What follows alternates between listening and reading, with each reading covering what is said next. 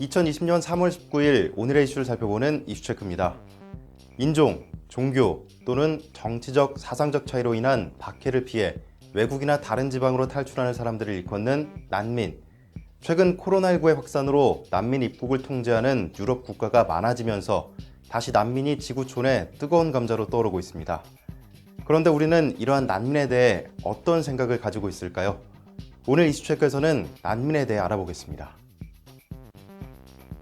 난민법에 따른 난민 인정자와 인도적 체류자, 난민 신청자는 난민협약 제33조 등에 따라 본인의 의사에 반하여 강제로 송환되지 못하게 되어 있습니다.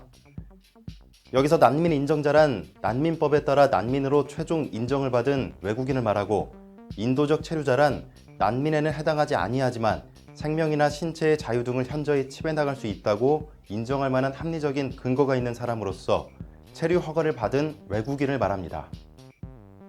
마지막으로 난민 신청자란 난민 인정을 신청한 외국인으로서 난민 인정 신청에 대한 심사가 진행 중이거나 이와 관련해 행정 심판, 행정 소송이 진행 중인 사람을 말합니다. 참고로 지난 2018년 제주에 예멘인들이 대거 입국해 난민 신청을 하면서 크고 작은 논란이 된 바 있죠. 난민 인정자와 인도적 체류자는 처우에 있어 큰 차이가 있습니다. 난민 심사를 통과한 난민 인정자의 경우 사회보장, 기초생활보장, 교육의 보장, 학력 인정, 자격 인정 등 처우를 받을 수 있습니다.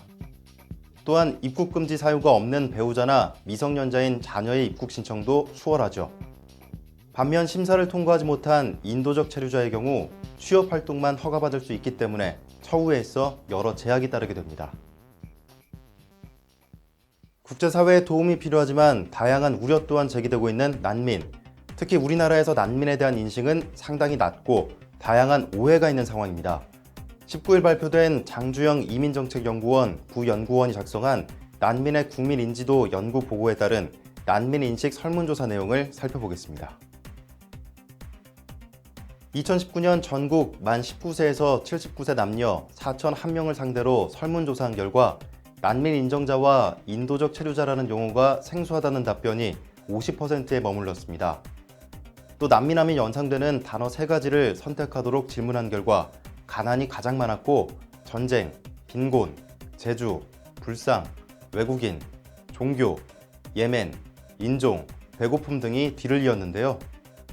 특히 한국에서 난민 인정 사유가 된다고 생각하는 항목을 중복 응답하도록 한 경우에도 72%가 난민법상 난민 인정 사유가 아닌 빈곤을 선택해 난민에 대한 정확한 이해보다는 동정심이 더 큰 것으로 나타났습니다.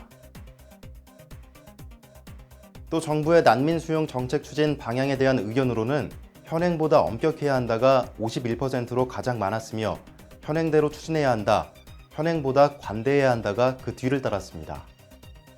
아울러 난민 인정자는 사회복지 비용을 증가시키기 때문에 우리나라에 부담이 된다는 질의에는 41%가 약간 동의, 28%가 보통이라고 각각 응답했으며 난민 인정자는 범죄를 일으킬 가능성이 우리 사회 다른 집단보다 높다는 설문에는 41%가 보통, 33%가 약간 동의로 각각 답했습니다.